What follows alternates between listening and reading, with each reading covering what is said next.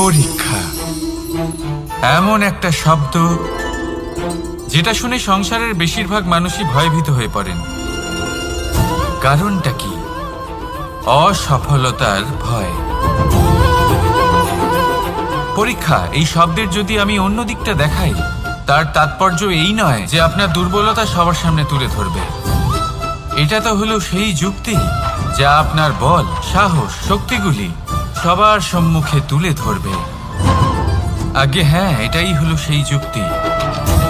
আপনি নিজেই কখনো দেখবেন পরীক্ষার সময় আপনার অন্তরের অনেক গুণ বাইরে বেরিয়ে আসে। এমন কোনো শক্তির উদ্ভব হয় যার বিষয়ে আপনি নিজেও জানতেন না, ঠিক কিনা?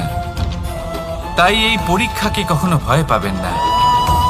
বিশ্বাসের সাথে নির্ভীক হয়ে এটার সম্মুখীন হন। দিনের শেষে এই পরীক্ষা শুধুই আপনাকে উজ্জ্বল করবে, আপনাকে আরো শ্রেষ্ঠ করে তুলবে। তাহলে আসুন আমার সাথে ভালোবেসে বলুন, রাধা রাধা। ভগবান আর ভুল, এই দুই একই অক্ষর দিয়ে শুরু হয়। শুধু তাই নয়, এদের দুজনের রাশিও সমান। এবারে আপনারা বলবেন যে ভগবান, ভুল, এদের মধ্যে কিভাবে মিল থাকতে পারে? অনেক বড় মিল আছে। না শুধু এ এক অক্ষর দিয়ে শুরু হয়, বরং এদের বিজয় মন্ত্রটাও এক। ভগবানকে মানুন, তাকে বিশ্বাস করুন, তাকে স্বীকার করুন। এটা করলে মনের দৃষ্টি থেকে ভগবানকে দেখা যায়, আর উনি আপনাকে সমৃদ্ধ করে তোলেন। ভুলের সাথেও এটাই ঘটে।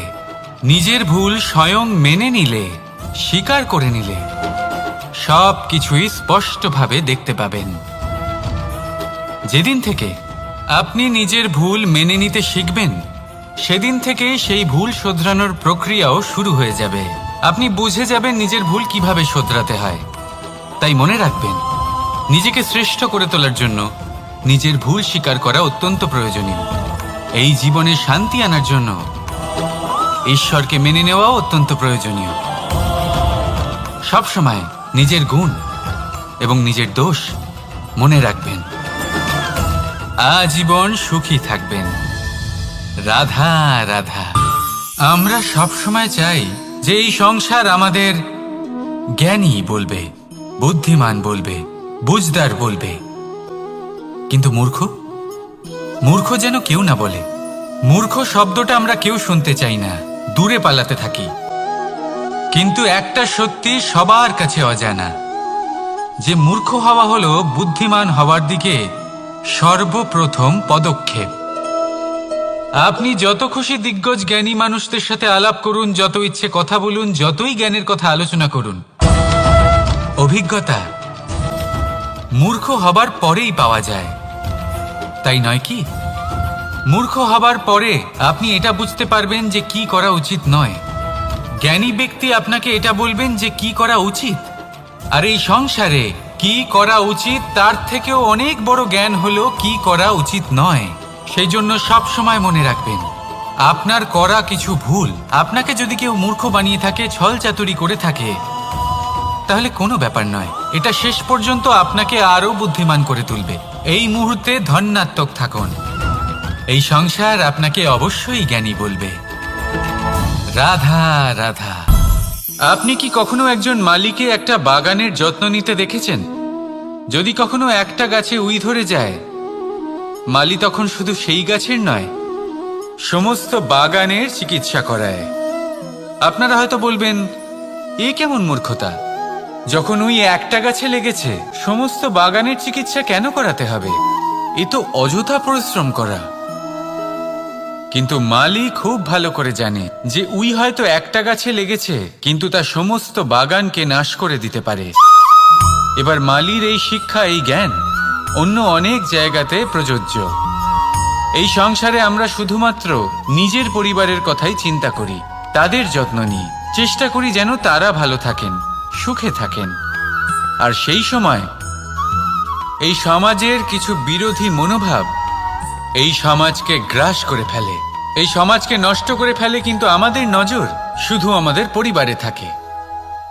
সেই জন্য যখন কথা ওঠে রাষ্ট্রের, দেশের, তখন তার জন্য সিদ্ধান্ত নিতে হবে, তখন তার জন্য ত্যাগ করতে হবে।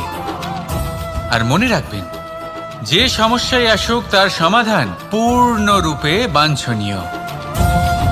এই সংসারে প্রত্যেক ব্যক্তি যদি নিজের পরিবারেরও খেয়াল রাখেন এবং সমাজেরও খেয়াল রাখেন এবং সঠিকভাবে এই দেশেরও খেয়াল রাখেন, তবেই এই দেশ সম্পন্ন হতে পারবে। তাহলে আপনিও সেই প্রয়াস করুন আর আমার সাথে ভালোবেসে বলুন, রাধা রাধা। কথায় বলা হয়, জীবনে ভালোবাসাই হলো সুখের মূল। এটা সত্য। এবার প্রশ্ন হলো এটাই যে এই ভালোবাসা কার সাথে করা উচিত। যদি আপনি কিছুক্ষণের জন্য সুখ পেতে চান, তাহলে ভালোবাসুন নিজের রুচি মতো। যদি আপনি কিছুদিনের জন্য সুখ পেতে চান, ভালোবাসুন নিজের বন্ধুদের। যদি আপনি কয়েক মাসের জন্য, কয়েক বছর বা অনেক বছরের জন্য সুখী হতে চান, তাহলে ভালোবাসুন নিজের পরিবারকে, মাতা পিতা, নিজের সন্তান, স্বামী স্ত্রী, নিজের আত্মীয়দের। কিন্তু যদি আপনি চিরকালের জন্য সুখী হতে চান, তাহলে ভালোবাসতে হবে শুধু নিজের কর্মগুলিকে। কারণ সম্পর্ক যেমনই হোক না কেন, কখনো না কখনো ভেঙে যাবেই। এই সংসার হলো এমনই যে যাদের সঙ্গ আমরা পাই, তাদের সঙ্গ একদিন ত্যাগ করতে হয়। শুধু কর্মই হলো এমন এক সঙ্গ যা কখনো আপনাকে ত্যাগ করবে না। আপনার মৃত্যুর পরেও এই কর্ম আপনাকে বাঁচিয়ে রাখবে। তাই সবসময় মনে রাখবেন, এই কর্ম ধর্ম মনে করে পালন করা উচিত। জীবনের শেষ মুহূর্ত পর্যন্ত কর্মকে ভালোবাসুন। জীবনের শেষ মুহূর্ত পর্যন্ত সুখে থাকবেন। আর আমি তো সবসময় বলি, শুধু কর্ম করতে থাকো, ফলের চিন্তা করো না। তাহলে আসুন আর আমার সাথে ভালোবেসে বলুন, রাধা রাধা। দ্বিধাবোধ। অনেক সময় আমরা জীবনে সেই বাঁকে এসে পৌঁছই যেখানে আমরা বুঝতেই পারি না যে এবার কোন দিক নির্বাচন করা উচিত। কখনো এদিকে যাওয়া উচিত মনে হয়, কখনো ওদিকে যাওয়া উচিত মনে হয়, কখনো দুদিকেই যাওয়া প্রয়োজনীয় বলে মনে হয়, কিন্তু তা তো সম্ভব নয়। কখনো কখনো এটা মনে হয় যে এখানেই থেমে যাওয়া ভালো, কোথাও না যাওয়াই শ্রেয়। এবার একেই তো দ্বিধাবোধ বলে। সংসারে এমন কোনো দ্বিধা নেই যার সমাধান সম্ভব নয়। এই দ্বিধাবোধ স্বাভাবিক। আর আপনার এই দ্বিধাকে আমি একটু সরল করে দিই। দ্বিধাগ্রস্ত হয়ে নির্বাচন করলে তখন এটা মাথায় নিয়ে করবেন যে আপনার এই নির্বাচনের ফলে এই সংসারের ওপর, এই সমাজের ওপর কি প্রভাব পড়তে পারে। নিজের লাভ ক্ষতির বিষয়ে ভাবা ছেড়ে দিন আর কর্ম করুন সংসারের মঙ্গলের জন্য, আগামী প্রজন্মের মঙ্গলের জন্য। ভাবুন আপনার এই নির্বাচনের জন্য কিভাবে তাদের জীবনের উদ্ধার সম্ভব। কারণ এই ভাবনাই হলো উচিত ভাবনা। কারণ অনেক সময় ওষুধ একটু কড়া মনে হতেই পারে, কিন্তু এই ওষুধই তো রোগ মুক্তি ঘটায়। সেইভাবে আপনাকেও এই দ্বিধার মুহূর্তে কঠিন নির্বাচন করতে হতে পারে। এই কঠিন নির্বাচন জীবনে কঠিন পরিস্থিতিও আনতে পারে।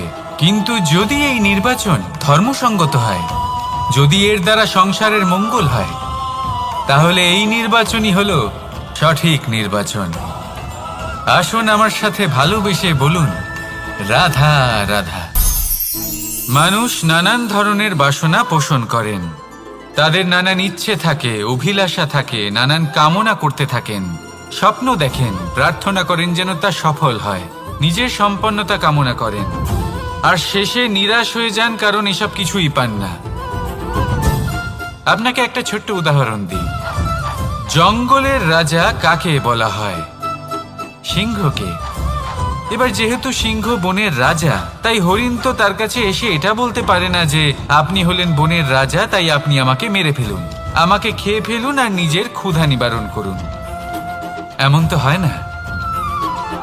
সিংহ যতই বনের রাজা হোক, তাকেও পরিশ্রম অবশ্যই করতে হয়, তবেই তার ক্ষুধা নিবারণ হয়। সেইভাবেই আপনার সমস্ত স্বপ্ন, আপনার সমস্ত ইচ্ছে, আপনার সমস্ত অভিলাষা, সমস্ত আকাঙ্ক্ষা পূরণ হবেই, অবশ্যই হবে। পরিশ্রমের দ্বারা। শুধু ভাবলেই হবে না, তাহলে আপনিও জীবনে পরিশ্রম করুন, নিজের সমস্ত স্বপ্ন পূরণ করুন, আর আমার সাথে ভালোবেসে বলুন, রাধা রাধা। আপনি কি কখনো কোনো উঁচু পর্বতের শিখরে পৌঁছতে পেরেছেন? যদি পৌঁছে থাকেন বা যদি আপনি কোনো উঁচু পর্বতের শিখরে যান, তাহলে ভালো করে দেখবেন, আপনি যত উঁচুতে অগ্রসর হতে থাকবেন, আস্তে আস্তে সমস্ত বনস্পতি বিলুপ্ত হতে থাকে। তারপরে সমস্ত গাছপালা, পশু পাখি সব বিলুপ্ত হতে থাকে। শেষ পর্যন্ত সেই শিখরে থেকে যায় শুধুমাত্র শান্তি, নীরবতা। আমাদের মানুষের সাথেও এটাই হয়। মানুষ যখন আত্মবিকাশের পথে অগ্রসর হতে থাকে এবং নিজের জীবনের শিখরে পৌঁছতে চায়, তখন তার একা থাকা অত্যন্ত প্রয়োজনীয় হয়। আর তাকে তখন ত্যাগ করতে হয় নিজের সুখ স্বাচ্ছন্দ্য, নিজের সম্পত্তি, নিজের সমৃদ্ধি, নিজের সৌন্দর্য। দেখুন, জীবনের শিখরে পৌঁছনো একেবারেই সহজ কাজ নয়। এ হলো অত্যন্ত দুর্গম এক পথ। কিন্তু যদি আপনি সেখানে পৌঁছতে চান, তাহলে আপনাকে ত্যাগের প্রবৃত্তি জাগিয়ে তুলতে হবে। ত্যাগ কি সেটা জানতে হবে, কারণ ত্যাগের ফলেই মনে শান্তি আসে, আর সেই শান্তির ফলে মনে উৎপন্ন হয় প্রেম। আর এই প্রেমই হলো জীবনের অন্তিম লক্ষ্য। তাহলে আসুন আমার সাথে ভালোবেসে বলুন, রাধা রাধা। মানুষ বলেন প্রেমে অনেক শক্তি আছে, আর এটা সত্যিও বটে। প্রেমে এতটাই শক্তি থাকে যে শত্রুতার বড় বড় স্তম্ভকেও এত সহজে ফেলে দিতে পারে। কিন্তু আপনি দেখে থাকবেন, যারা অধিক শক্তিশালী হন তারা দুই ধার সম্পন্ন তরোয়ালের মতো হন। কারণ এই প্রেম যদি আচরণে থাকে, মনে থাকে, বিচার বুদ্ধিতে থাকে, তাহলে তা শুভ হয়। এই প্রেম সৃজন করে। কিন্তু প্রেম যদি ব্যবসার অঙ্গ হয়, যদি এই প্রেমের ব্যবহার নিজের স্বার্থ, নিজের অহংকারের জন্য করা হয়, তাহলে তা সংসারের বিনাশ ঘটাতে পারে। রাধা প্রেমের ব্যবহার করেছে শাম্বের কারণে, আর শাম্ব সেই প্রেমের ব্যবহার করেছে নিজের অহংকার, নিজের স্বার্থ সিদ্ধির জন্য। শেষ পর্যন্ত ক্ষতি শাম্বের হলো না, হলো প্রেমের।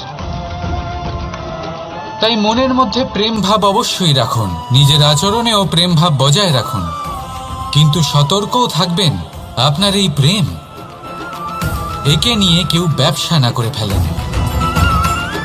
আসুন আর এই ভালোবাসার সাথেই বলুন, রাধা রাধা। সত্য, এই সত্য আসলে কি? কেউ বলবেন যা অসত্য নয় তাই হলো সত্য, কেউ বলবেন সেটা যার ভিত্তিতে আমরা বেঁচে আছি তাই হলো সত্য।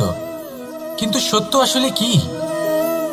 তার থেকেও বেশি গুরুত্বপূর্ণ হলো এটা বুঝতে পারা যে সত্যের ব্যবহার কিভাবে করা উচিত। যদি আপনার কাছে সত্য থাকে বা আপনি সত্য জেনে থাকেন আর আপনি তার ব্যবহার করেন, সদ্ব্যবহার করেন সংসারের জন্য, তাহলে আপনি এই সমস্ত সংসারের অনেক ঊর্ধ্বে চলে যাবেন। কিন্তু যদি আপনি সত্য জানেন আর তার দুর্ব্যবহার করেন, তাহলে আপনি সমস্ত সংসারের পক্ষে ক্ষতিকারক হয়ে উঠতে পারেন। তাই মনে রাখবেন, সত্য যতটাই কোমল, অর্ধ সত্য হলো ততটাই কঠোর। এই অর্ধসত্য সমস্ত সংসারের বিনাশ ঘটাতে পারে। সেই জন্য জীবনে সত্যের বিষয়ে সম্পূর্ণ সত্য জানতে শিখুন। এ হলো অত্যন্ত গুরুত্বপূর্ণ। এই সত্য তার নিজস্ব দাবি হলো আপনি সাবধানে থাকুন। তাহলে আসুন আর আমার সাথে ভালোবেসে বলুন, রাধা রাধা। পঞ্চমহাভূত, জীবন রচনায় এর অবদান অনস্বীকার্য। এই পঞ্চমহাভূত আসলে কি? জল, বায়ু, অগ্নি, মাটি আর আকাশ। এবার শুধুমাত্র জীবন রচনায় এর অবদান আছে তা নয়, শুধু শরীর রচনাতে এর যোগদান আছে তা নয়, বরং এরা হলো আমাদের জীবনের সবথেকে বড় শিক্ষক। এবার আপনারা সকলে চমকে যাবেন। হয়তো আপনারা এই দৃষ্টিভঙ্গি দিয়ে কখনো দেখেননি। আমি আজ আপনাদের বোঝাবো। এদের মধ্যে সবথেকে বড় তত্ত্ব জল। এই আমাদের কি শেখাচ্ছে? এই জল, এর নামই হলো জল, কিন্তু এ কখনোই আমাদের জ্বালায় না, আমাদের জ্বলনের কারণ হয় না। তাহলে কি করে? আমাদের তৃষ্ণা মেটায়, আমাদের শীতলতা প্রদান করে, জীবন দান করে। এর দ্বারা আমরা কি শিক্ষা লাভ করি? যে আপনার উৎপত্তি যেখান থেকেই হোক না কেন, আপনি যেখানেই জন্মগ্রহণ করুন না কেন, আপনার কর্ম সর্বদা শ্রেষ্ঠ হওয়া উচিত। আপনি জলকে যে কোনো পাত্রে রাখুন না কেন, সে সেই অনুসারেই নিজের আকার ধারণ করে নেয়। এর দ্বারা আমরা কি শিক্ষা পাই? এই শিক্ষাই পাই যে যে কোনো পরিস্থিতিতেই নিজেদের মানিয়ে নিতে হবে, নিজেকে সেরকম করে নিতে হবে। যে দেশেই থাকি না কেন, যে স্থানেই থাকি না কেন, যে পরিস্থিতিতেই থাকি না কেন, যে ব্যক্তির সাথেই থাকি না কেন, আমাদের সুখময় হয়ে জীবন অতিবাহিত করা উচিত। দেখুন, আমাদের কত বড় একটা শিক্ষা দিল এই জল, যা আমরা কোনোদিন দেখতেই পাইনি। নিজেকে জলের মতোই করে তুলুন। সুখের ধারায় স্বাচ্ছন্দ্যে প্রবাহমান হতে থাকবেন আপনি। নিজের আকারকে ভেঙে ফেলুন, নিজের সীমা লঙ্ঘন করুন। আপনি অবশ্যই একদিন মহানুভবতা অনুভব করবেন। তাহলে আসুন আর আমার সাথে ভালোবেসে বলুন, রাধা রাধা। জীবনের পঞ্চমহাভূতের দ্বিতীয় তত্ত্ব হল মাটি, ভূমি, ধরা, যে ধারণ করে, যা আমাদের সকলকে ধারণ করে, ভালো হোক বা মন্দ, নিজের কর্তব্য পালন করে। আর এটাই শিক্ষা আমাদের জন্য। আমাদেরকেও আমাদের সকল কর্তব্য পালন করতে হবে, তা সে আমাদের নিজেদের প্রতি হোক, আমাদের পরিবারের প্রতি হোক, সমাজের প্রতি হোক বা ঈশ্বরের প্রতি। এই শিক্ষা আমাদের মাটি দিয়ে থাকে। এ আমাদের পদতলে পিষ্ট হয়েও তার বদলে আমাদের বনস্পতি প্রদান করে। অগ্রসর হতে পদক্ষেপ নেওয়ার সময় আমরা পা দিয়েই ধরিত্রীকে পিছনে ঠেলি, কিন্তু এই মাটি আমাদের ঘৃণা করে না। সে আমাদের পরবর্তী পদক্ষেপের জন্য অপেক্ষা করে আর স্বাগত জানায়। আর হয়তো সেই জন্যই এই ধরাকে আমরা ধরিত্রী মাতা বলে থাকি। আর তাই এই পদবী, এই সম্মান, এই ভালোবাসা, এর আকার বা এর ভারের জন্য একে প্রদান করা হয় না, প্রদান করা হয় এর স্বভাবের কারণে। আপনিও যদি ধরিত্রীর মতো হতে পারেন, যদি আপনিও নিজের সকল কর্তব্য পালন করেন, বিশ্বাসের সাথে তা স্বীকার করে নিতে পারেন, যদি অন্য কারোর সাফল্যেও আপনি প্রসন্ন হতে শিখতে পারেন, যদি আপনি একটু কষ্ট সহ্য করে অন্য কাউকে প্রসন্নতা প্রদান বা অন্য কাউকে সেবা করতে পারেন, তাহলে আপনিও মাটির মতোই মহান হয়ে উঠতে পারবেন। তাহলে আসুন আর আমার সাথে ভালোবেসে বলুন, রাধা রাধা। জীবনের পঞ্চমহাভূতের মধ্যে একটা তত্ত্ব হল বায়ু। বায়ু, যাকে কিনা দেখা যায় না, বরং তাকে কিন্তু আমরা অনুভব করতে পারি। আর একে সব থেকে বেশি অনুভব করতে পারি তখন যখন বায়ু কম থাকে। বায়ু যদি লুপ্ত হয়ে যায়, তাহলে তখনই আমরা বুঝতে পারি যে বায়ু তো নেই, এ তো সমস্যার ব্যাপার। এবার এই বায়ু দ্বারা আমরা কি শিক্ষা পাই? এই বায়ু আমাদের এই শিক্ষা দেয় যে আমাদের কখনোই অহংকার করা উচিত নয়। আমরা সকলেই কখনো না কখনো চাই যে আমাদের শ্রেষ্ঠতা, আমাদের যোগ্যতা, আমাদের মাহাত্ম্য এই সংসার বুঝতে পারুক। আর নিজের মাহাত্ম্য প্রমাণ করার জন্য শক্তি দেখানোর কোনো প্রয়োজন নেই। কারণ যখন কোনো ব্যক্তি, এই সমাজ, এই সংসার আপনাকে নিজের থেকে দূরে করে দেবে, আপনার থেকে দূরে চলে যাবে, তখন আপনার মাহাত্ম্য কি তার আভাস সে নিজে থেকেই অবশ্যই পেয়ে যাবে। আপনার কিছুই করার প্রয়োজন নেই। বায়ুর মতো হয়ে উঠুন। বায়ু, যার কিনা কোনো ভার নেই, কিন্তু যখন সময় আসে, যখন সে তুফানের রূপ নেয়, তখন অত্যন্ত বড় বড় বিধ্বংসী কাজ সে করে ফেলে। আর তখন এর শক্তির কোনো তুলনাই হয় না। বায়ু, যে নিজের সঞ্চালন দ্বারা পৃথিবীকে প্রাণ দেয়, নিজের পরিবহন দ্বারা এই মেঘ সৃষ্টি করে, এই ধরিত্রীর তৃষ্ণা নিবারণ করে। বায়ুর মতো যদি আপনি হয়ে উঠতে পারেন, তাহলে হালকা হয়ে যাবেন, ওপরে উঠতে পারবেন এই সংসার, এই ভৌতিকতা, এই মোহ মায়া থেকে। আর তখন আপনি বুঝতে পারবেন যে প্রেম কাকে বলে। তখন আপনি বুঝবেন যে দান করাই হলো জীবন। তাহলে আসুন আর আমার সাথে ভালোবেসে বলুন, রাধা রাধা। জীবনের পঞ্চমহাভূতের মধ্যে একটা তত্ত্ব হলো আকাশ। আকাশ যা কিনা নিরাকার, যার কোনো আকার নেই। আকাশ যা হলো অনন্ত। আর আমাদের সবসময় মনে হয় যে এই আকাশ আমাদের সাথে জড়িয়ে রয়েছে। কেন? এবার এই আকাশ আমাদের জন্য কি না করে। আকাশ আমাদের ওড়বার স্বাধীনতা দেয়। আকাশ মেঘকে ধারণ করে যাতে আমাদের তৃষ্ণা মিটতে পারে। এই আকাশ সূর্য এবং চন্দ্রকে তার যথাস্থান দেয় যাতে আমরা প্রকাশও পেতে পারি, আবার অন্ধকারও, যাতে আমাদের জীবনে সামঞ্জস্য বজায় থাকে। আকাশের থেকে অনেক কিছুই শেখার রয়েছে। যদি আমরাও আকাশের মতো হতে পারি, আমাদের আপনজনদের সেই স্বাধীনতা দিতে পারি যাতে তারা উঠতে পারেন, যাতে তারা নিজেদের স্বপ্ন পূরণ করতে পারেন, যার ফলে তারা নিজেরাই এই জীবনকে অনুভব করতে পারেন, নিজের পায়ে দাঁড়াতে পারেন, তাহলে ভাবুন আমাদের অস্তিত্ব কতটা বড় হয়ে যাবে। যদি আপনি আকাশের মতো হতে পারেন, তাহলে আপনিও আকাশের মতোই অনন্ত হয়ে উঠবেন। তাহলে আসুন আর আমার সাথে ভালোবেসে বলুন, রাধা রাধা। পঞ্চমহাতত্ত্ব, পঞ্চমহাভূত, এদের বিষয়ে আমি আপনাদের সবকিছুই বলে দিয়েছি। কেন? এরা আমাদের জীবনের সব থেকে বড় শিক্ষক। আর এদের থেকে আমরা কি শিক্ষা পাই? নিশ্চিত রূপে এই পঞ্চমহাতত্ত্ব আমাদের দেহের নির্মাণ করে, কিন্তু একটা ষষ্ঠ মহাতত্ত্ব রয়েছে। এমন এক তত্ত্ব যার না কোনো ভার আছে, না কোনো পরিমাণ আছে, কিন্তু তা হলো অত্যন্ত গুরুত্বপূর্ণ। ভাবনা। কেউ একে আত্মা বলে, কেউ একে বিবেক বলে, কেউ একে প্রাণ বলে, আর কেউ বলে চেতনা।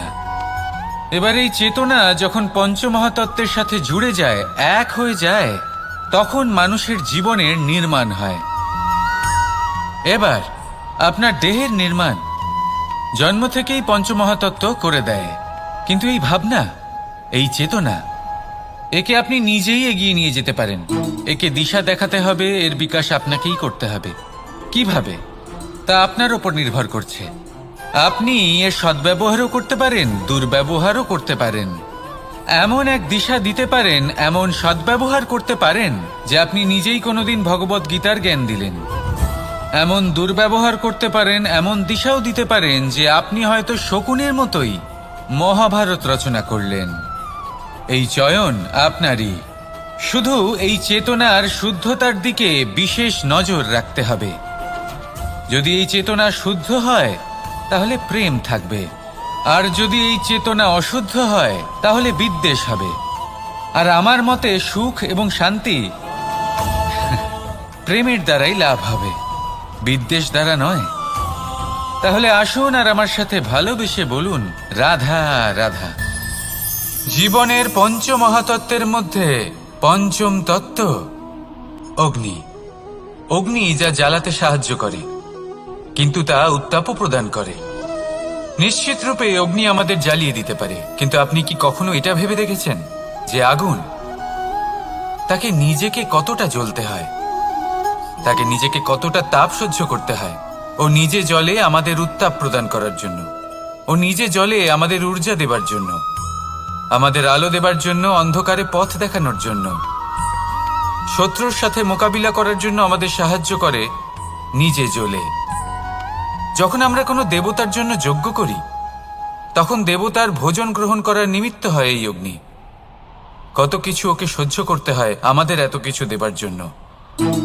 আপনিও আগুনের মতো হয়ে উঠুন, নিজে কষ্ট সহ্য করুন অন্যকে সাহায্য করার জন্য, তাদের জীবন উদ্ধার করার জন্য, নিজের প্রিয়জনের জন্য, নিজের পরিবারের জন্য, নিজের মাতা পিতার জন্য, এই সমাজের জন্য। নিজে কষ্ট সহ্য করুন, প্রকাশের কেন্দ্রবিন্দু হয়ে উঠুন, আর সকলকে পথ প্রদর্শন করুন, সবাইকে পথ দেখান।